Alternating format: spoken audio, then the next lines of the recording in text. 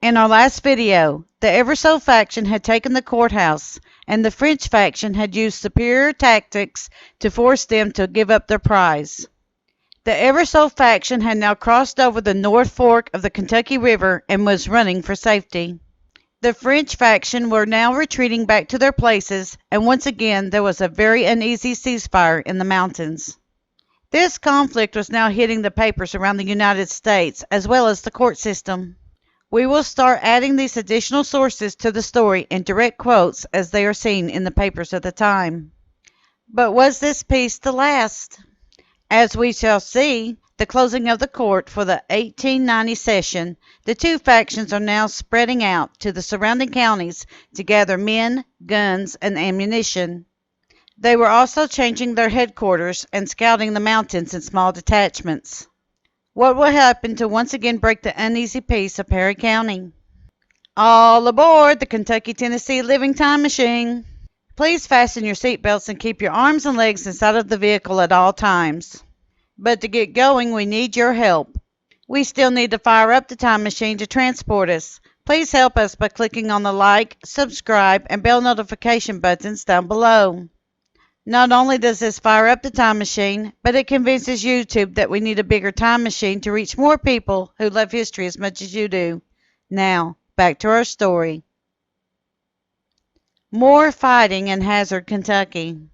According to the Butler Weekly Times from Butler, Missouri, on September 14, 1889, writes, quote, French Eversole Feud is raging. London Depot, Kentucky, September 8th. Hazard, the county seat of Perry, was the scene of Tuesday night of a shooting melee. The French Eversole feud has broken loose again. Early in the day, the Eversoles and McCombs gathered in town, and later came the Frenches and the Fieldses, and the two factions managed to keep apart until night, when the clash came. Both sides lined up, and only the darkness prevented greater killing than what was done. Phil McCombs was killed by Fields. Several on both sides were wounded. Then both factions retired. Perry is one of the wildest counties in the mountains, being 2 counties further back than Clay, and contains the gamiest of game fighters.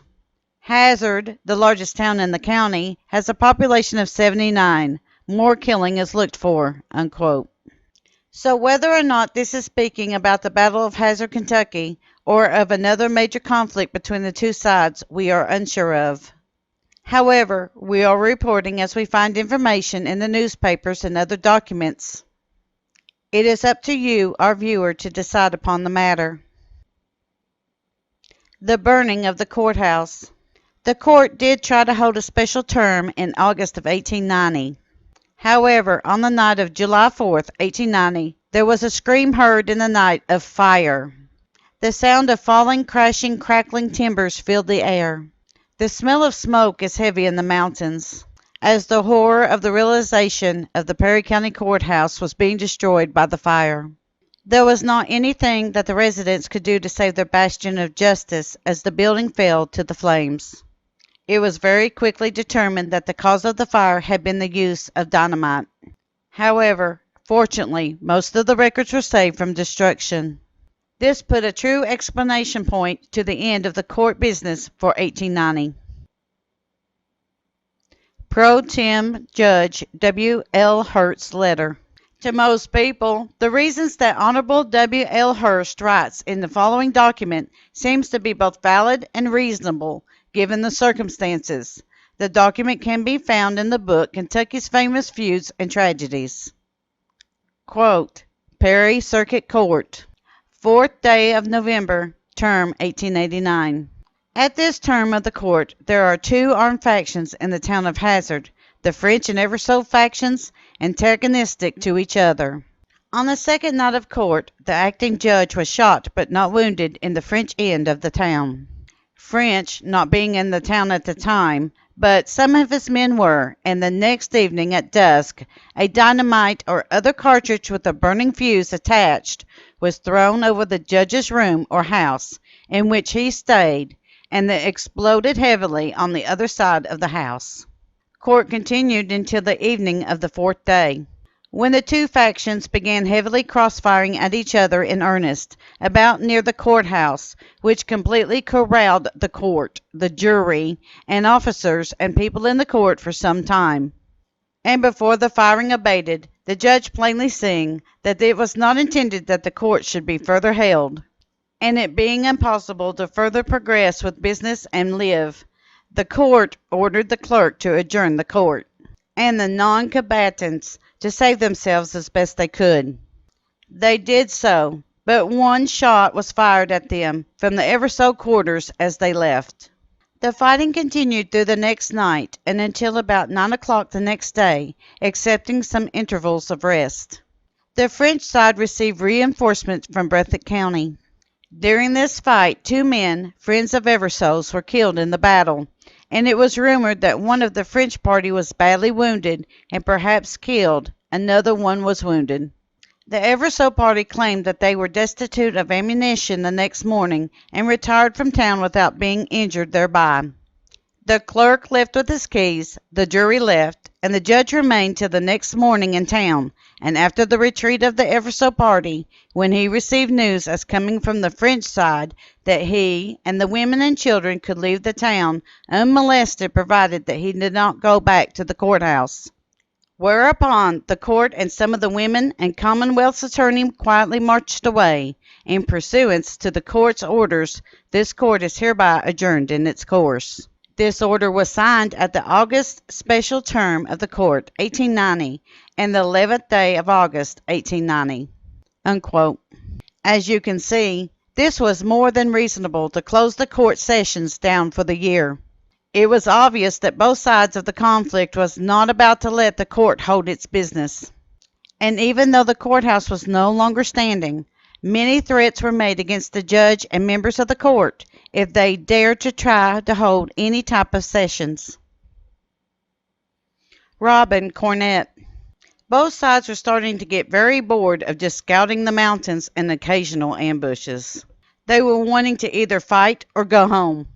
Robin Cornett, on the side of the Eversoles, was one of the men that just wanted to give up and go home.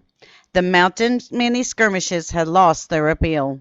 Several men noticed this change in Cornett and decided to become friends with him. And day after day he would tend to his home and do business in Hazard without the slightest provocation of trouble. After a while of seemingly peace, Cornett began to let his guard down and relax his vigilance. This was a deadly mistake. One morning in July 1890, Cornett and his little brother went to the field to cut oats. Since they were not ripe yet, he decided to go into the woods to peel logs. One of the trees that he had felled was laying across a narrow ravine. Several places in the tree were hovering several feet up into the air. With an axe in his hand, he leaped upon the felled tree. Shots rang out in the mountain air as Cornett was struck and slumped down on the tree, dead. His little brother ran for his life to get help and safety. Cornett's death marked another planned death that was executed with precision.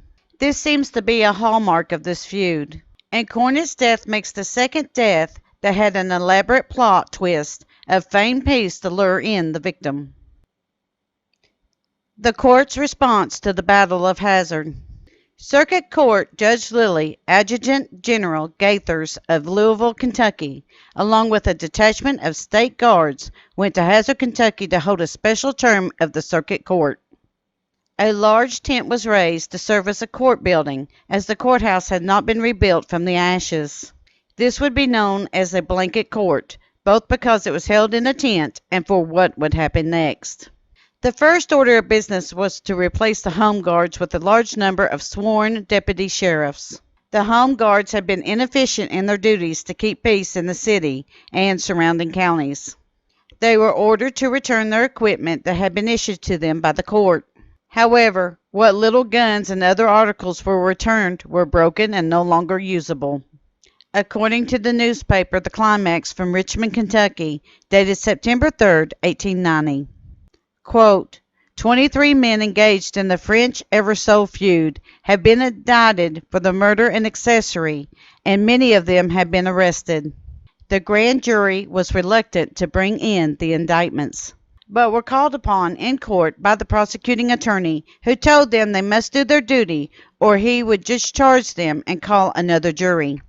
Judge Lilly added to this statement that if they sought to protect the lawbreakers, he would refuse to sign their warrants for pay. Unquote. Court in session. Judge Lilly meant business. As soon as the indictments were found, the people were rounded up and taken into the jail.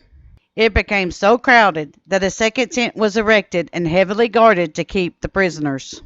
As soon as the cases were brought before the judge, they were transferred to Clark County Circuit Court for trial and housed in the Winchester jail. This was done because it was believed that there could not be a jury in Perry County or any of the surrounding counties that would be fair and just in their decisions. And it was also given that the family and friends of the accused would attend court and cause chaos, defending their loved ones. Peace in the mountains. For a while, it was thought that all of the troublemakers of the feud had been arrested and were now facing charges in Clark County, Kentucky. Both factions were now awaiting trial for their actions. For the first couple of days, there were arguments and ugly words hurled to the other faction through the bars of the jail. There were even cases of a few fights that went on inside of the jailhouse. These were quickly stopped, and the offending prisoners were separated from each other. After a time, while awaiting trial, the prisoners in the jail had a strange calm about them, as they would be feet from each other, and without their guns there was no courage. Everyone soon realized that this was not solving anything, and began thinking of how to defeat their common enemy, the court of law. It seemed that the bloodlust had abated, and the flared tempers of the men had calmed into a deep reflection. Many feared that the gallows loomed over them as they awaited their turn before the court. So by the time the trial started in Clay County, a strange event took place. Those that were the bitterest of enemies were actually testifying for each other. The most deadly of enemies were now best of friends. This tragedy began to clog the wheels of justice, as men who were previously not allowed to have bail suddenly found themselves able to post it and leave to go home to their families, some of whom they had not seen in weeks or months. According to the semi-weekly Interior Journal from Stanford, Kentucky, on October 10, 1893, it was reported the following, quote, all of the cases growing out of the French Eversole Feud in Perry County, transferred by the legislature to Clark County, have been filed away on condition that the participants go and sin no more. Unquote. The two factions face off. The tensions in the county had not eased, even though that there was peace. This account comes from the Cooperstown, Griggs County, North Dakota, Griggs Courier on May 26, 1893. Quote, fatal factional fight. The French Eversole feud in Kentucky ends in bloodshed. London, Kentucky, May 22nd. The noted French Eversole feud has broken out afresh. In a fight on the streets of Hazard Wednesday between Cash and John Eversole, leaders on one side, and Jesse Fields, leader of the French faction, Jesse Hale was instantly killed. Jesse Fields was wounded in the back and arm. John Eversole was shot in the wrist, and Polly Ann Combs, grandmother of the Eversoles, was seriously wounded. The fight was ferocious and a bloody one. Unquote. More fighting. According to the Daily Public Ledger from Maysville, Kentucky, on November 9, 1899, it was stated, quote, Feudist going armed, London, Kentucky, November 9th.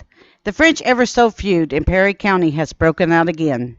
John Eversole killed John Davis Monday, and both sides are now carrying Winchesters. A battle is expected momentarily. Enoch Jackson killed Lish Smith on Otter Creek, Clay County, Monday. Dan Parker, who was acquitted of killing A.C. Turner last week at Manchester, was fired on by a mob of unknown parties believed to be Turner. 50 shots were fired into Parker's house. Unquote. The street fight. There is not a lot of information in the newspapers or in the book about the street fight that took place in 1894. other than that it took place in Hazard, Kentucky. The participants of some of the Eversole faction against Jesse Fields, who was part of the French faction. There was a gun battle, and some of the Eversole's men and Fields were wounded. There was a fatal shot from a stray bullet that killed an innocent African American bystander. It is thought that the street fight came about as a direct result from the tensions from the feud itself, and not the cause of the feud reigniting. The feud is not over by a long shot yet. There still would be ambushes, fightings, duels, and other things going on while the feud was peaceful, but these things did not restart the feud. It will be Judge Combs' murder in 1894 that once again lit the fuse. In our next week's post, we will be covering the life and murder of Judge Combs. Thank you. We at Kentucky Tennessee Living would like to thank you for watching our video series, The Appalachian Feuds. Don't forget to hit that like button, as the more likes we receive, the more likely YouTube is to suggest our videos to other viewers. Also, to receive notice when we upload a new video, be sure to subscribe and click the bell notification. We thank you for continuing to support Kentucky Tennessee Living as we are discovering the mysteries of Appalachian history.